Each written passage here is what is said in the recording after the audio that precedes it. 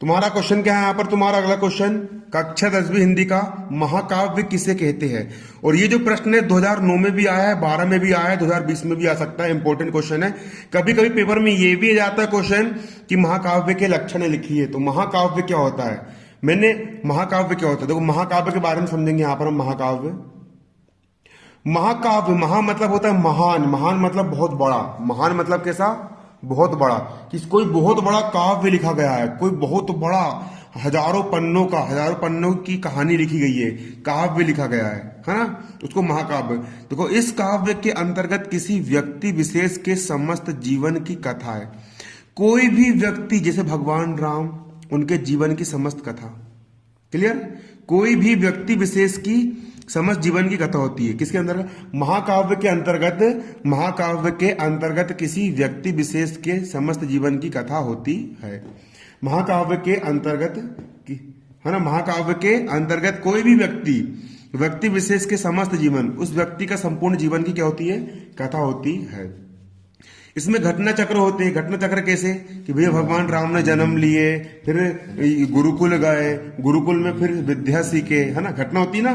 फिर ताड़का को मारे, अहिल्या को तारे, है ना कि नहीं, घटना होती कि नहीं।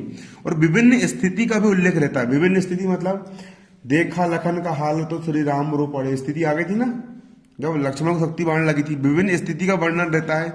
जीवन के अनेक रूपों की झांकी प्रस्तुत की जाती है।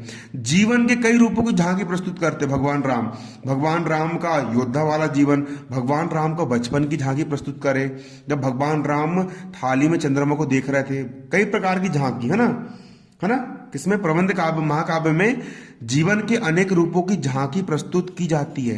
नायक का मतलब होता है हीरो। जैसे कि रामचरितमानस के हीरो कौन है? अपने भगवान राम। नायक के जीवन का संपूर्ण विवरण होता है। नायक के संपूर्ण जीवन का विवरण होता है। संपूर्ण जीवन मतलब पूरे जन्म लेने से लेकर के आखिरी तक, है ना। संपूर्ण क्या होता है? जीवन का विवरण होता है ना। महाकाव्य अनेक सर्गों वाला होता है। इसमें कोई एक सर्ग नहीं होते, बहुत सारे सर्ग होते हैं। मतलब खंड, जैसे अयोध्या कांड, लंका कांड, है ना कि नहीं, है ना, कांडी कांड, सुंदर कांड, है ना, बाल कांड, बहुत सारे कांड होते कि नहीं, है ना कि नहीं।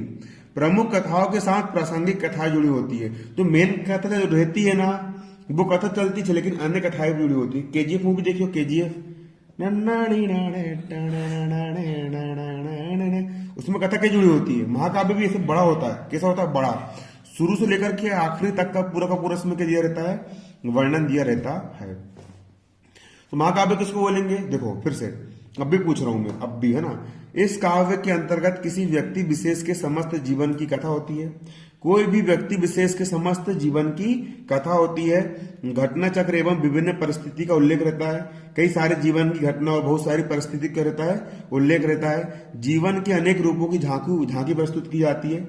जीवन के कई सारे रूप, है ना, की झांकी प्रस्तुत की जाती है।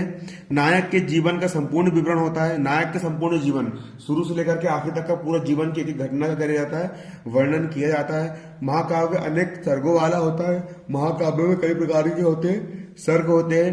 प्रमुख कथाओं के साथ साथ प्रासंगिक कथा जुड़ी होती है। जो प्रमुख महाकाव्य कौन कौन से? पहला पृथ्वीराज रासो। पृथ्वीराज रासो में क्या है कि पृथ्वीराज चौहान के संपूर्ण जीवन के बारे में, कि कैसे उनकी लड़ाई हुई, उन्हें 17 बार माफ कर दिया। जो महमूद गजनबी था, उसको पृथ्वीराज रासो ने 17 बार युद्ध में हराया और हर बार जीवित छोड़ दिया, लेकिन 18वीं बार पृथ्वीराज चौहान खुद हार गए, है ना कि नहीं। जबकि उनको जब शुरू बार में जब उन्होंने हरा दिए थे पृथ्वीराज चौहान ने महमूद गजनबी को, है ना, तो तुरंत मार देना था ना। उसको जीवन दान दे दिए। वो सेकंड बार फिर आया, फिर हार गया, फिर जीवन दान दे दिए उसको, 17 बार हरा दिए। 18वीं बार में फिर कौन जीत गया? महमूद गजनबी जीत गया, और उसने पृथ्वीराज चौहान जी की आंखें निकाल दी, है ना, उसने माफ नहीं किया। तो पूरा वर्णन किसमें? तो पृथ्वीराज चौहान की पूरी जीवन की झांकी है ना, इसमें है कि नहीं है। पृथ्वीराज चौहान की पूरी जीवन की क्या है? झांकी है। किसने लिखा ये? चंद्रवर दाई ने लिखे। किसने लिखे? चंद्रवर दाई ने लिखे। ये क्वेश्चन आता है, हमारे टाइम पे क्वेश्चन आया था कि हिंदी के किसी 5 महाकाव्य और उनके रचयिता के नाम लिखो। तो कौन कौन से? पृथ्वीराज रासो। किसने लिखा? पृथ्वीराज रासो। अबे गंवार कैसा? फिर पृथ्वीराज रासो किसने लिखा? कोई मतलब नहीं फिर तो पढ़ाने का, क्या गंवारी कर रहा तू? ये सब समझ के यहीं आ जाते हो बिल्कुल।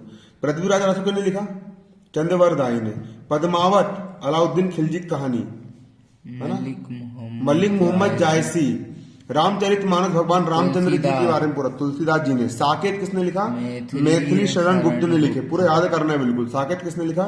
मैथिली शरण गुप्त ने लिखे। क्लियर। इसके बाद कामायनी किसने लिखे? कामायनी लिखे जयशंकर प्रसाद जी ने। और लोकायतन किसने लिखा? सुमित्रा नंदन पंत जी ने लिखी, है ना। जो होगा तुम्हारा महाकाव्य एंड।